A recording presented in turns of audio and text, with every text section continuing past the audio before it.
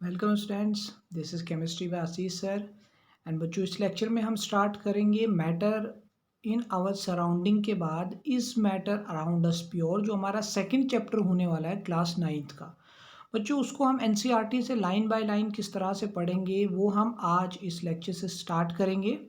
And matter in our surrounding में आपने पढ़ा था फिजिकल क्लासिफिकेशन ऑफ एलिमेंट, जिसमें आपने फिजिकल क्लासिफिकेशन ऑफ मैटर के बारे में पढ़ा था, जिसमें आपने पढ़ा था कि matter solid, liquid and gases state में एग्जिस्ट करता है, जो कि उसकी फिजिकल क्लासिफिकेशन है।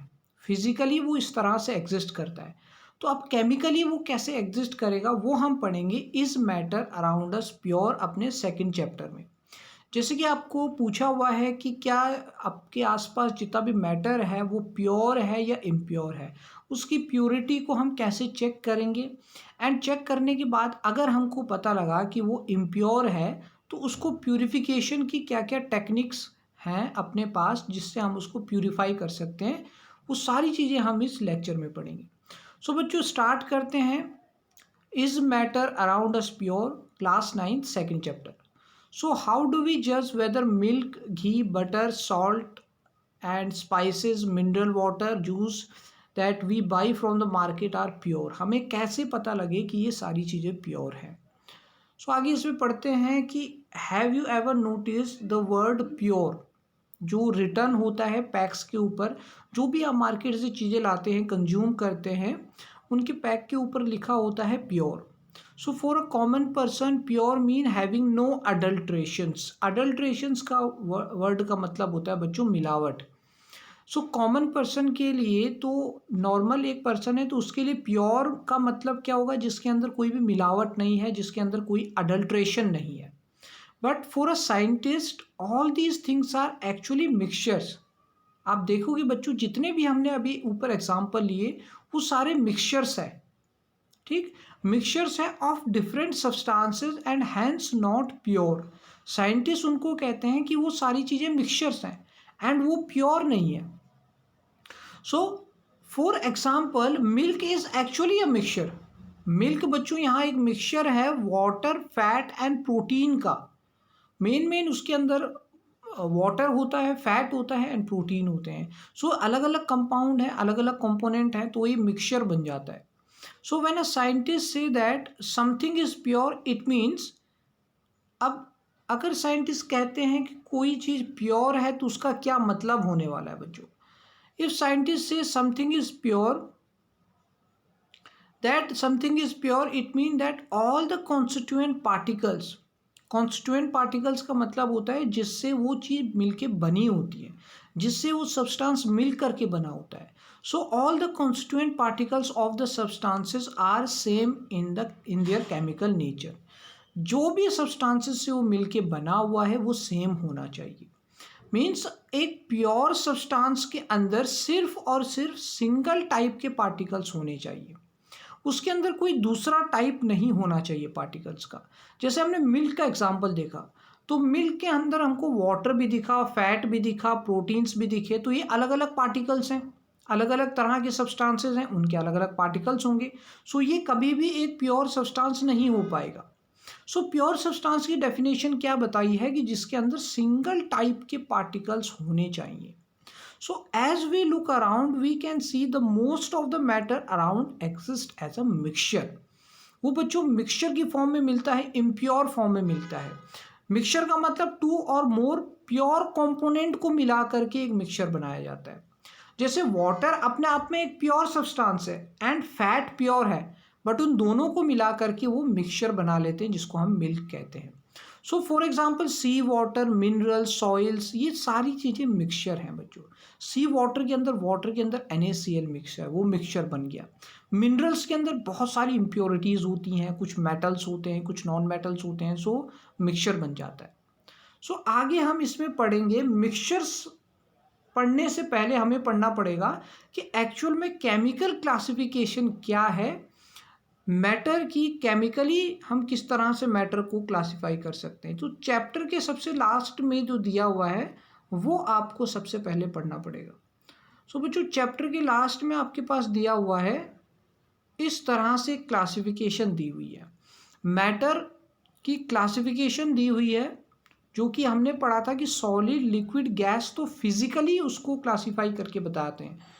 केमिकली हम बताते हैं कि वो एक तो प्योर सब्सटेंस होगा या फिर मिक्सचर होगा। प्योर सब्सटेंस का मतलब हमने क्या पढ़ा कि जिसके अंदर सिंगल टाइप के पार्टिकल्स होंगे, एंड मिक्सचर के अंदर उसको हम अभी डिफाइन करते हैं कि मिक्सचर को हम कैसे डिफाइन कर सकते हैं। बच्चों अब हमने ये कहा है कि वाटर, अब आप ये बताइए, हमने प्योर सब्सटेंस की डेफिनेशन दी है कि प्योर सब्सटेंस में सिंगल टाइप के पार्टिकल्स होने चाहिए। बट अगर हम सिंपली CO2 को लेते हैं, अगर हम CO2 एज एग्जाम्पल लेते हैं, तो इसके अंदर हमको दो तरह के एलिमेंट देखने को मिलेंगे, कार्बन एंड ऑक्सीजन। अब ये दोनों एलिमेंट अलग अलग हैं, मतलब ये तो एक मिक्सचर बन जाना चाहिए, ठीक है, डेफिनेशन के अकॉर्डिंग तो यही होना चाहिए। बट डेफिनेशन में आपने एक और चीज़ ऐड करनी है कि प्योर सब्सटेंसेस का जो हम क्लासिफिकेशन करेंगे वो एक एलिमेंट होगा, एक कंपाउंड होगा। कंपाउंड का मतलब होता है बच्चों जिसमें दो अलग अलग एलिमेंट होते हैं या दो से ज़्यादा एलिमेंट होते हैं, बट वो एक फिक्स्ड कॉम्पोजिशन में होते हैं, वो एक फिक्स्ड रेशियो में होते हैं, ठीक, फिक्स्ड अमाउंट में होते हैं, उनको हम कहते हैं कंपाउंड। एंड कंपाउंड भी आपके प्योर सब्सटेंस होते हैं। जैसे अपने पास CO2 है, अब इसमें कार्बन का एंड ऑक्सीजन का एटम तो सेम रहेगा, 1:2 में, मीन्स 1 एटम कार्बन का एंड 2 एटम्स ऑक्सीजन के। अब आप कहीं भी जाइए, किसी भी लेबोरेटरी में अगर आप कार्बन डाइऑक्साइड को चेक करेंगे तो उसके अंदर आपको एटम सेम मिलेंगे, एक कार्बन मिलेगा, 2 ऑक्सीजन मिलेंगे, इसके अलावा तो कोई चेंज नहीं होगा। मीन्स इसका कॉम्पोजिशन फिक्स्ड है। एंड बच्चों जिसका कॉम्पोजिशन फिक्स्ड होता है वो होता है compound, and compounds are pure substances. अब मैं आपको एक मिक्सचर का एग्जांपल बताता हूँ। मिक्सचर जैसे कि हमने बनाना है नींबू पानी, ठीक है, हमने लेमन जूस बनाना है, या फिर हमने क्या करना है कि NaCl को वाटर में मिक्स करना है। अब जैसे हमने NaCl को वाटर में मिक्स करना है, NaCl प्लस वाटर, ये दोनों ही अपने आप में क्या है, प्योर सब्सटेंस है। NaCl भी प्योर है, वाटर भी प्योर है। बट अगर हम इनको आपस में मिक्स कर देते हैं तो ये एक मिक्सचर बनाते हैं। मिक्सचर क्यों बनाएंगे, क्योंकि NaCl को वाटर में फिक्स्ड करने के लिए कोई अमाउंट फिक्स नहीं है। आप या तो 1 ग्राम NaCl को वाटर में डाल दो, 2 ग्राम डालो, 3 ग्राम डालो, 5 ग्राम, 10 ग्राम, 50 ग्राम, कितना भी आप डालोगे तो वो एक मिक्सचर बना देगा, सॉल्यूशन तो बनाएगा ही। सो अगर वो सॉल्यूशन बना रहा है इसका मतलब वो एक मिक्सचर हो जाएगा, उसका कोई फिक्स्ड कॉम्पोजिशन नहीं है कि आपने सिर्फ 2 ग्राम डालकर ही अगर आप 2 ग्राम 50 ml में मिलाओगे तो एक कंपाउंड बन जाएगा, ऐसा कुछ नहीं है, ठीक है। आप जितनी बार भी NaCl को मिक्स करोगे, जिस भी क्वांटिटी में मिक्स करोगे, वो आपको एक मिक्सचर बना के देगा। क्यों, क्योंकि उसका कॉम्पोजिशन फिक्स नहीं है। जैसे आप क्या करते हो कि लिमोनेड बनाते हो, नींबू पानी, तो आपने लाइम जूस को आपने क्या किया, वाटर में मिक्स किया। अब जो लाइम जूस होगा आपके पास, ऐसा तो है नहीं कि लाइम जूस अगर 5 ml होगा तो 10 ml वाटर में डालने पर ही वो एक अच्छा लेमोनेड बनेगा, ऐसा तो कहीं नहीं लिखा हुआ। मतलब आप कितना भी लाइम जूस मिलाइए वाटर में, वो एक लिमोनेड बन ही जाएगा, ठीक है। मीन्स वो उसका कॉम्पोजिशन वेरिएबल है, बदलता रहता है। सो जिसका कॉम्पोजिशन बदलता रहता है वो कभी भी प्योर सब्सटेंस नहीं हो सकता। सो प्योर सब्सटेंस में अगर हम देखते हैं तो दो टाइप हमको मिलते हैं, एलिमेंट एंड कंपाउंड। एलिमेंट क्या होते हैं, जिनको हम फर्दर ब्रेक नहीं कर सकते, can not be broken down to simpler substances. Like अपने पास पोटेशियम एक एलिमेंट है जो कि रूम टेम्परेचर पर बहुत ज़्यादा सॉफ्ट होता है, ठीक है, आप उसको नाइफ से कट कर सकते हैं। तो ये पोटेशियम जितना भी होगा, इसके हर एक एलिमेंट, ये जो पोटेशियम एलिमेंट है, इसके हर एक एटम के अंदर क्या होगा, पोटेशियम होगा, इसके अलावा तो और कुछ नहीं होगा। सो इसको हम कहेंगे एलिमेंट, बिकॉज हम इसको ब्रेक करेंगे, ब्रेक करने के बाद भी हमें पोटेशियम मिलेगा, उसके बाद भी हमें पोटेशियम मिलेगा। सो छोटा सा छोटा एटम आप उसका ले लो, उसके अंदर भी पोटेशियम ही होगा। सो आप सिंपलर, इससे सिंपल तो नहीं बना सकते, ठीक है, ये अपने आप में सिंपलर है। सो एलिमेंट क्या होते हैं, अपने आप में सिंपलर सब्सटेंसेस होते हैं जिनको आप फर्दर ब्रेक नहीं कर सकते। कंपाउंड के अंदर आप देखते हो कि कंपाउंड है फिक्स्ड कॉम्पोजिशंस। ठीक, पहला point very important, fixed composition का मतलब आपको समझ में आया कि उनके अंदर एटम की अमाउंट या फिर एटम का मास सेम होना चाहिए। And can be broken down into elements by chemical और इलेक्ट्रोकेमिकल रिएक्शंस। इलेक्ट्रिसिटी की हेल्प से हम जो रिएक्शंस करते हैं इनको कहते हैं इलेक्ट्रोकेमिकल रिएक्शंस। सो हम केमिकल या फिर इलेक्ट्रोकेमिकल रिएक्शंस से उनको सिंपलर एलिमेंट में ब्रेक कर सकते हैं। ठीक, वो होते हैं कंपाउंड्स। जैसे H2O को अगर हम ब्रेक करेंगे तो वो हमको आसानी से H2 एंड O2 दे देगा। मीन्स वाटर का भी सिंपलर क्या बन गया, H2 एंड O2। वाटर का भी सिंपलर क्या बना, H2O2।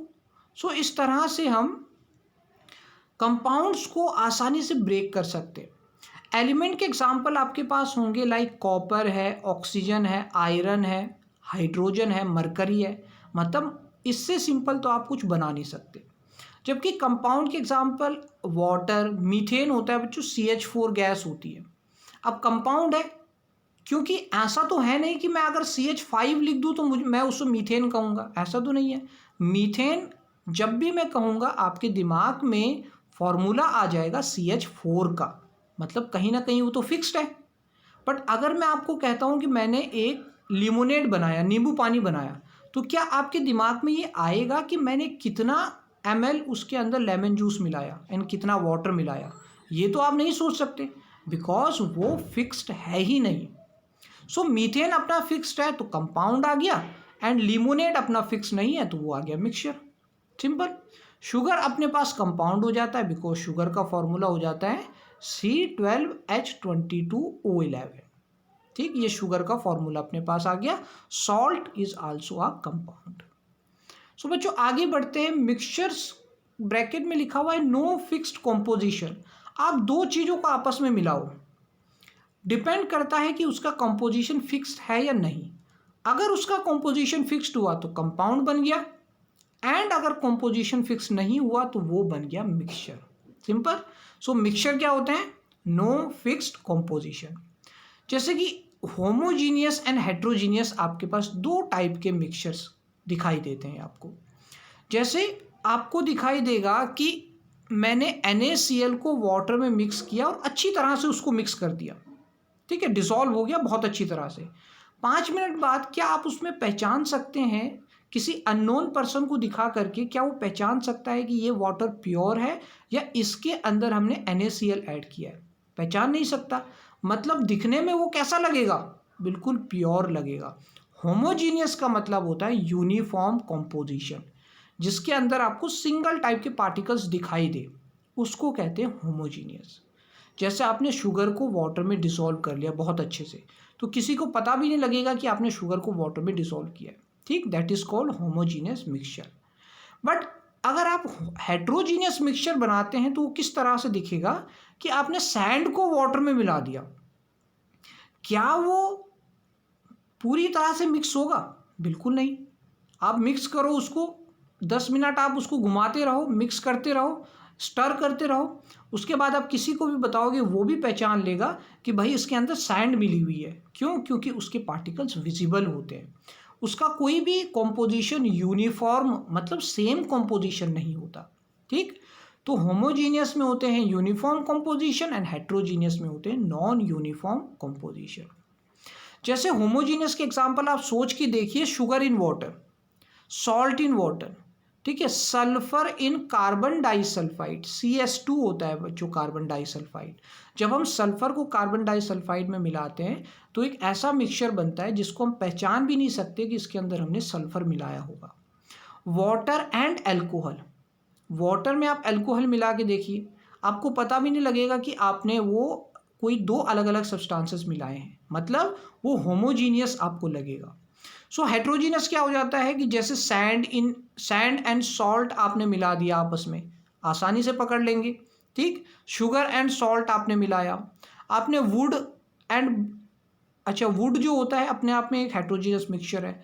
ब्लड जो आपके पास है वो हेट्रोजीनियस मिक्सचर है, क्योंकि उसके अंदर प्लाज्मा है, उसके अंदर सेलुलर कंटेंट है, लाइक RBC है, WBC है, प्लेटलेट्स हैं, तो अलग अलग चीज़ें हैं, वेरिएबल उसका मिक्सचर है। वाटर इन ऑयल बिल्कुल आपको हेट्रोजीनस दिख जाएगा।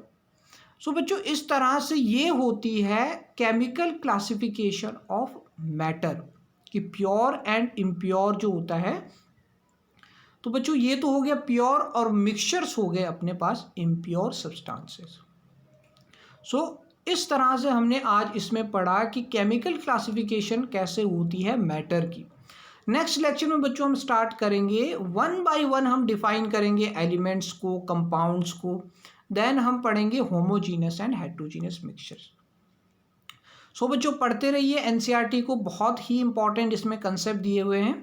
एंड मिलते हैं हम अपने अगले लेक्चर में। So thanks for watching, and इसको आपने लाइक एंड सब्सक्राइब कर देना है चैनल को, एंड अपने क्लासमेट्स के साथ इसको शेयर करना है। सो बच्चों मिलते हैं अपने नेक्स्ट लेक्चर में।